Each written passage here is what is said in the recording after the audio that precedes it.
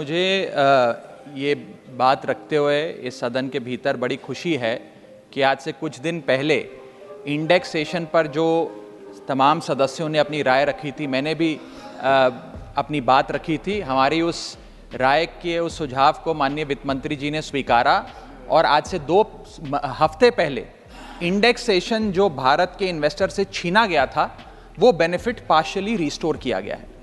लेकिन ये एक बहुत बड़ा प्रश्न चिन्ह खड़ा करता है भारत सरकार की टैक्स पॉलिसी पर कि कितनी कंफ्यूज है हमारे देश की टैक्स पॉलिसी। 23 जुलाई 2024 को आप कहते हैं कि हम भारत के इन्वेस्टर से इंडेक्सेशन वापस ले रहे हैं और ठीक 2 हफ्ते बाद 6 अगस्त को कहते हैं नहीं वापस नहीं ले रहे, इनको वापस पहुंचा रहे हैं। ये दिखाता है कि जब आप बिना सोचे समझे या किसी अर्थशास्त्री की राय पर नहीं, जिन लोगों को अर्थशास्त्र के बारे में जानकारी नहीं है उनकी राय पे अगर बजट बनाएंगे तो इसी प्रकार के फ्लिप फ्लॉप्स देखने को मिलेंगे। सर, मैं बताना चाहता हूं कि इंडेक्सेशन को भारत के निवेशक से छीनना उसकी कमर तोड़ने जैसा है। जैसा कि मैंने पहले भी बात रखी थी कि इंडेक्सेशन को फुल्ली रिस्टोर करने की जरूरत है, लेकिन अभी भी कल जो अमेंडमेंट फाइनेंस बिल में लाया गया है वित्त मंत्रालय द्वारा, उसमें भी इंडेक्सेशन पार्शियली रिस्टोर किया गया है, फुल्ली रिस्टोर नहीं किया गया। उसमें भी एक पेच है और पेच ये है कि तमाम एसेट क्लासेस पे इंडेक्सेशन नहीं रिस्टोर किया जा रहा, मात्र इमूवेबल प्रॉपर्टी यानी कि लैंड और बिल्डिंग पे रिस्टोर किया जा रहा है। और दूसरी चीज, 23 जुलाई 2024 के बाद खरीदे गए किसी भी एसेट में, किसी भी इन्वेस्टमेंट पर इंडेक्सेशन नहीं दिया जाएगा। मैं आज आपके माध्यम से सरकार से मांग करूंगा कि इंडेक्सेशन को फुल्ली रिस्टोर किया जाए, सारे एसेट क्लासेस पर रिस्टोर किया जाए और 23 जुलाई 2024 के बाद खरीदे गए, बाद निवेश किए गए एसेट क्लासेस में भी इंडेक्सेशन का बेनिफिट मिलना चाहिए। और इंडेक्सेशन के बेनिफिट से खिलवाड़ करना, एसेट क्लासेस से इंडेक्सेशन को समाप्त करना एक बड़ा सवाल खड़ा करता है कि क्या हमारे देश की वित्त मंत्री इन्फ्लेशन एडजस्टेड प्रॉफिट्स में विश्वास नहीं रखती? क्या उन्हें इन्फ्लेशन का ज्ञान नहीं है? क्या वो जानती नहीं कि इस देश में महंगाई एक प्लेग की तरह फैलती जा रही है? और इसी के साथ साथ मैं एक उदाहरण के माध्यम से आपको बताना चाहूंगा सर कि अभी भी इंडेक्सेशन जो पार्शियली रिस्टोर किया गया है उसमें भी कितने फ्लॉज हैं। उदाहरण के तौर पे आप एक इन्वेस्टमेंट करते हैं गोल्ड में, सिल्वर में या किसी एक एसेट क्लास में जिसमें इंडेक्सेशन का बेनिफिट इन्वेस्टर को मिला करता था। आपने 1 करोड़ का इन्वेस्टमेंट एसेट ए में किया 31 मार्च 2001 को और उसके ठीक अगले दिन 1 अप्रैल 2001 को एसेट बी में भी 1 करोड़ का इन्वेस्टमेंट किया।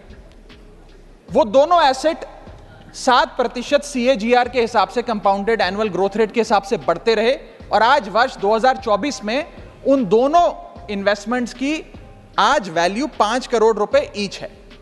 अब आप ये दोनों एसेट ए और एसेट बी बेचते हैं बाजार में वर्ष 2024 में और दोनों पे अलग अलग टैक्स आपको देना पड़ता है। ये मैं आपके सामने दर्शाना चाहता हूं। जब आप एसेट ए बेचते हैं जो आपने 31 मार्च 2001 को खरीदा, यानी कि 1 अप्रैल 2001 से पहले, तो आपको इंडेक्सेशन का फायदा मिलेगा। यानी कि आपका सेल प्राइस होगा 5 करोड़, आपका परचेस प्राइस है 1 करोड़, लेकिन इन्फ्लेशन एडजस्टेड परचेस प्राइस आपका 3 करोड़ 63 लाख माना जाएगा। यानी कि 5 करोड़ माइनस 3 करोड़ 63 लाख, आपका प्रॉफिट हुआ 1 करोड़ 37 लाख। उस 1 करोड़ 37 लाख पे 20% के हिसाब से आपको 27 लाख 40 हजार रुपए टैक्स देना पड़ेगा अगर आप एसेट ए बेचते हैं।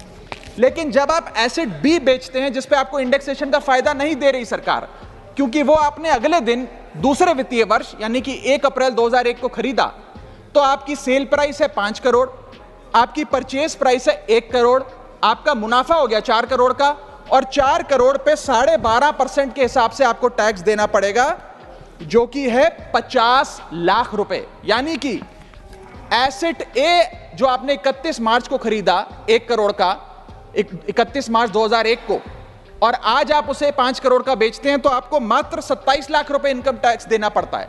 लेकिन जो अगले दिन आपने 1 करोड़ रुपए का निवेश किया 1 अप्रैल 2001 को और उसको 2024 में बेचते हैं तो उस पर 50 लाख रुपए का टैक्स देना पड़ता है। सिर्फ एक दिन के भीतर आपका टैक्स लायबिलिटी 27 लाख से बढ़कर 50 लाख हो जाती है।